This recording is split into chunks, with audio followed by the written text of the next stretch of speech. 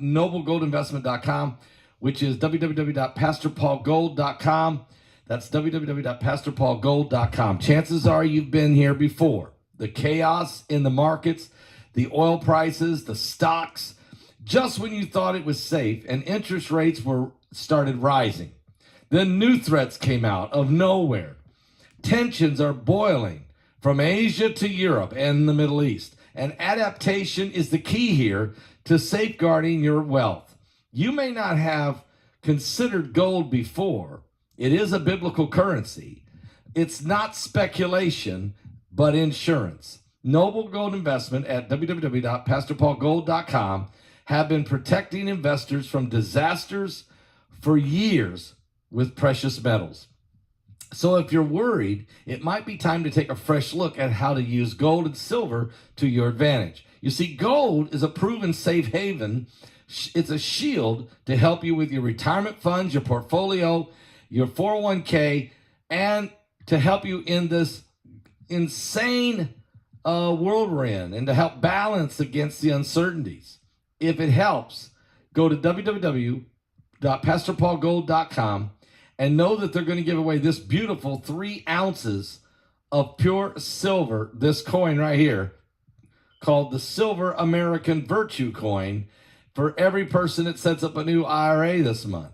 So if you open it up, you roll over 401k or diversify some of your retirement funds, start an IRA, they'll give you this beautiful 3 ounces of pure silver called Silver American Virtue Coin. They'll give it to you for free.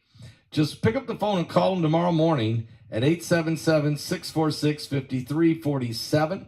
That's 877-646-5347. And tell them that Pastor Paul sent you there, okay? Hunter Biden has declared his intention to resist the House Oversight Committee subpoena for a private testimony, criticizing the, quote, persistent Trump attack machine. The son of President Joe Biden has reiterated his willingness to engage in a public congressional hearing instead of a private deposition, a proposal dismissed by Representative James Comer, the leader of the investigations into the Biden family. Against the backdrop of Capitol Hill, Hunter Biden addressed the assembled media, acknowledging his previous mistakes before directing criticism towards the MAGA Republicans. Quote, I'm here today to acknowledge that I've made mistakes in my life and wasted opportunities and privileges I was afforded. For that, I'm responsible for that. I'm accountable, Biden said, and for that, I'm making amends. But I'm also here today to correct how the MAGA right has betrayed me for their political purposes, he said, NBC News reported. He then attacked the House Oversight Committee, which subpoenaed him, saying, quote, they have no shame. These same committee chairmen have engaged in unprecedented political interference in what would have already been a 5-year investigation of me, he said.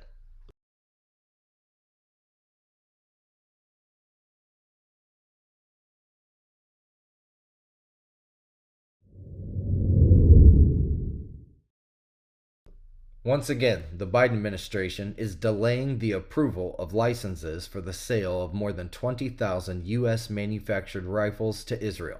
This decision, as reported by 2 U.S. officials to Axios, stems from concerns regarding attacks by extremist Israeli settlers against Palestinian civilians in the occupied West Bank.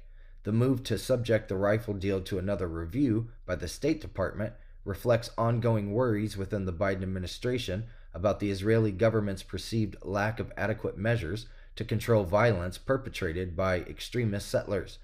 During the initial week of the conflict, Israel had requested these rifles for civilian initial response teams in Israeli villages near the borders with Gaza, Lebanon, and Syria.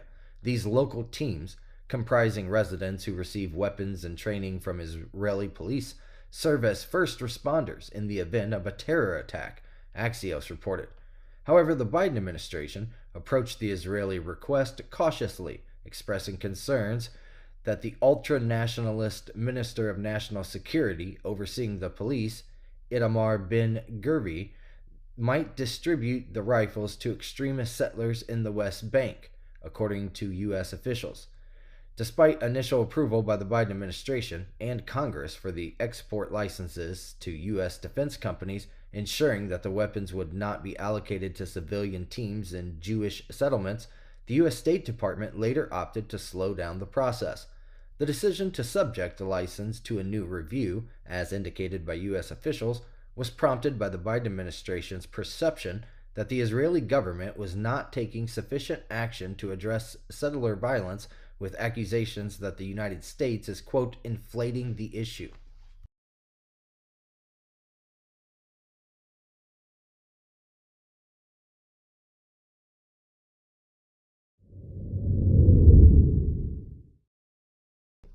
A Georgia man experiencing homelessness faces charges of making terroristic threats after allegedly holding two journalists from a TV station hostage for 90 minutes. The man reportedly threatened to shoot them if they contacted the police or declined to order him food. Asia Wilson, a reporter with Atlanta News First, and photojournalist Lauren Swim found themselves in a frightening situation late Monday as they were about to broadcast live from a sheriff's office parking lot in Jonesboro. They claimed they were cornered by an intoxicated man who asserted that he had a handgun, the New York Post is reporting. Despite promptly raising the alarm, it took over 90 minutes for the police to respond and apprehend the suspect, identified as Brandon Logan, much to the station's dismay. During that time, Logan, quote, made verbal threats to shoot the victims if they did not order him food, or, quote, if they called law enforcement. The judge said in this initial court hearing on Tuesday, WSB TV reported, quote, the victims attempted to leave the property, but due to Brandon Logan's threats and bodily movements acting as if he had a weapon, the victims felt as if they were being held hostage, the judge added. A gun was not recovered after his arrest. Logan faced a range of charges, including terroristic threats, false imprisonment, public drunkenness, obstructing/hindering an emergency phone call, simple battery, simple assault, and loitering or prowling.